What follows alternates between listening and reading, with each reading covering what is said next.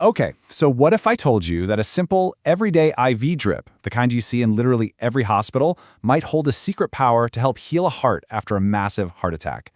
Sounds a bit like science fiction, right? Well, today we're diving into that exact question. But to get there, we first need to understand what we're up against. You've probably seen a heart attack in a movie, but what's really happening inside the body? What's going on at a chemical level, at a cellular level, in that chaotic moment of crisis? All right, so let's start at the scene of the crime, so to speak.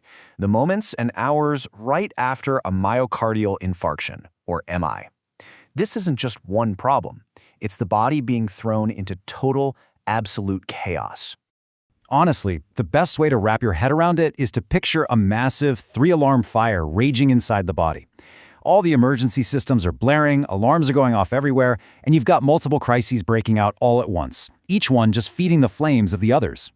Now, according to the research, this fire is being fought on three main fronts. First, the body's pH levels go completely haywire, creating a really dangerous acid-base imbalance. Second, you've got these critical ions, like potassium and calcium, just fluctuating like crazy. And third, the heart's energy source, its own power grid, gets severely damaged. It's a complete systemic meltdown. So, with a crisis this huge and complex, you'd probably expect some kind of super advanced, cutting-edge treatment, right? Well, this is where our story takes a really surprising turn. Let's meet our potential hero, a solution that's been hiding in plain sight this whole time. This is Sterofundin, or SF for short. Now, this isn't some fancy new miracle drug. It's actually one of the most common electrolyte solutions used in hospitals every single day, especially in the ICU. Its main gig? Just keeping the body's internal environment stable. A pretty humble but absolutely vital job. So let's look at what Sterofundin actually does.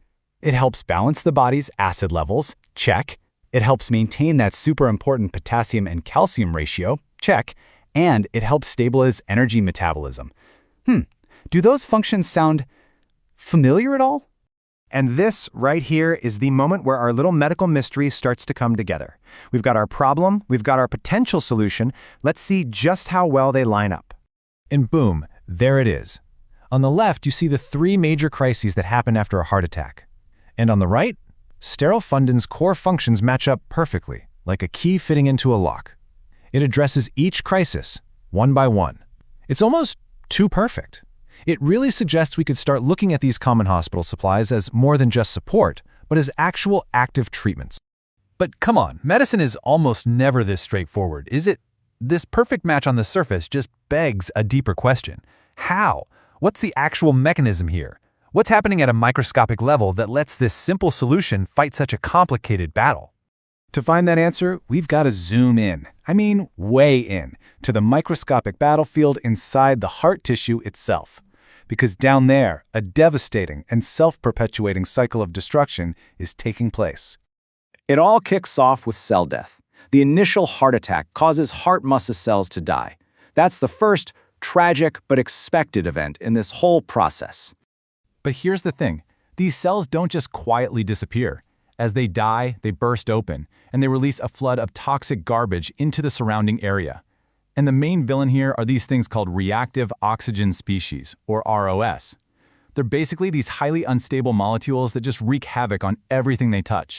And this is where things get really vicious. This flood of ROS and other toxic junk is so nasty that it starts attacking and killing more healthy heart cells.